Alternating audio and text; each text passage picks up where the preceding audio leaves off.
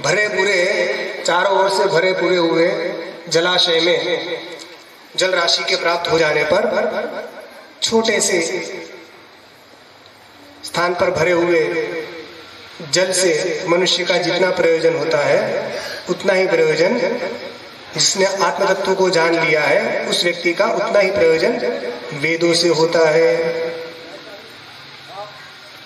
तो जिसने विजानता ब्राह्मणस्य, जो ज्ञानी ब्राह्मण, यहाँ ज्ञानी का उपलक्षण है, तो जो ज्ञानी है अथवा जानकार ब्राह्मण है उसका समस्त वेदों में उतना ही तात्पर्य रह जाता है कि जितना भरी भरी जल राशि के किसी को पूरे चारों ओर से गंगा बह रही है, मान लीजिए गंगा जी बह रही है और छोटा सा पास में एक गड्ढा है और गड्ढे में पानी भरा हुआ है,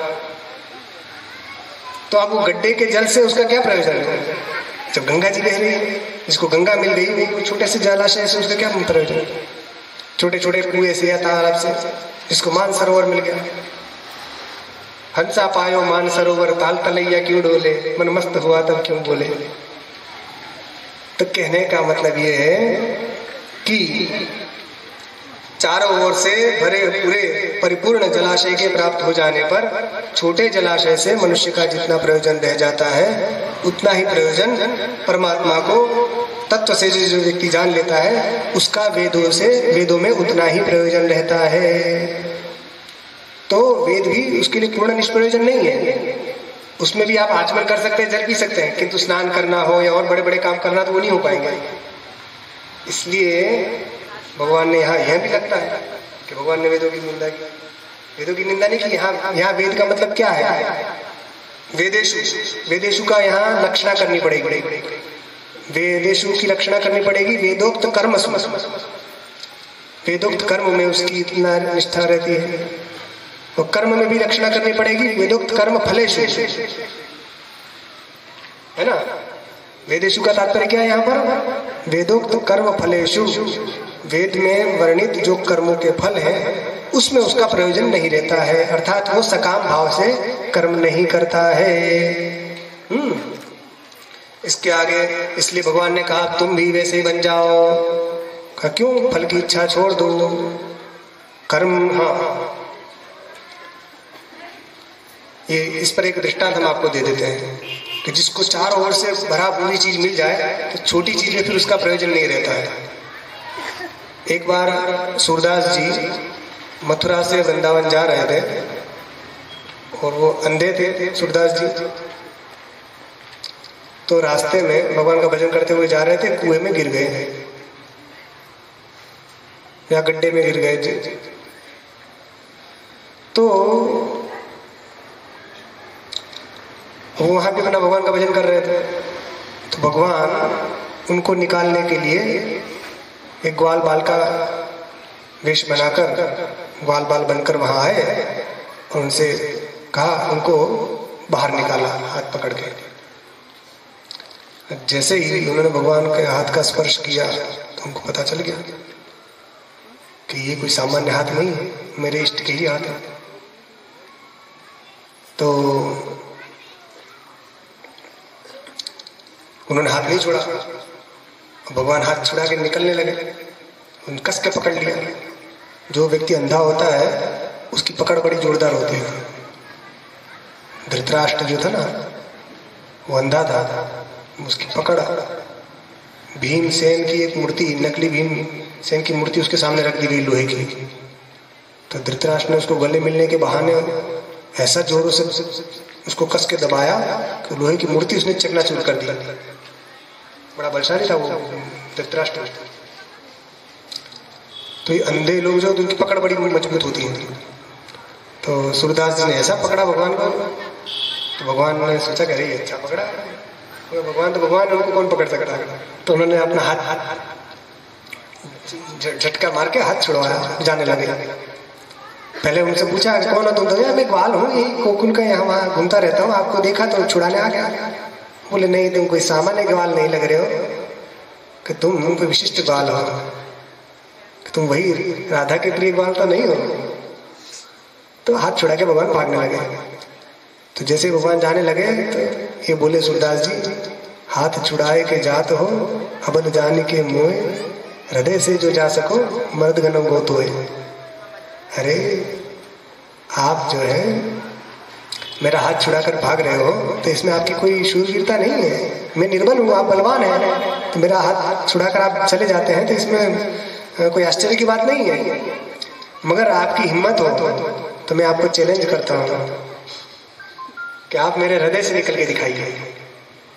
आप में यदि शक्ति हो तो मेरे हृदय में मैंने आपको स्थापित करके रखा है, मेरे हृदय में पकड़ के रखा है, आप यहाँ से निकल के दिखाइए, तो मैं आपको मर्द बनूंगा। आपकी मर्दानगी तब मानूंगा कि आप मेरे हृदय से निकल के दिखा दें। हस्तमुत्क्षिप्य आतोसी बलात् कृष्ण किमद्भुतम हृदयादिति निर्णासी पौरुषम गणया मिटे। हे कृष्ण, तुम मेरे हाथ छुड़ा के जा रहे हो तो इसमें कौन से आश्चर्य की बात है, कि मेरे हृदय से निकल के जाओ तो तुम्हारा पौरुष में मानूंगा। तो भगवान के भक्त ऐसे होते हैं। तो जब सूरदास की बात सुनी तो भगवान कृष्ण पास आए, कहो भक्तराज हम तुम पर प्रसन्न हैं, क्या चाहिए? तुमने हमें पहचान लिया, वही है हम राधा के इष्ट कृष्ण। तो सूरदास जी बोले, प्रभु मुझे आपका दर्शन करना है, चर्म नेत्रों से, इसी नेत्रों से मुझे आपका दर्शन करना है। आपका दर्शन करा दिया। भगवान ने कहा ठीक है। तो भगवान ने उसको सूरदास को दृष्टि दी, दिव्य दृष्टि दी। तो उनको नेत्र जैसे प्राप्त हुए तो उन्होंने पहला ही दर्शन किया तो भगवान श्री कृष्ण सुंदर सा वेश बना के,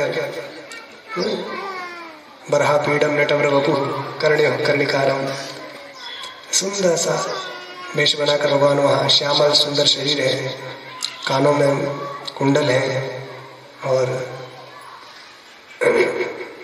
वक्षस्थल पर लक्ष्मी का श्रीवत्स चिन्ह है, मुरली हाथ में है, लेत है हाथ में, और सुंदर आंखें, पतली कमर, बहुत सुंदर भगवान वहां प्रकट हुए मुरली मनवान।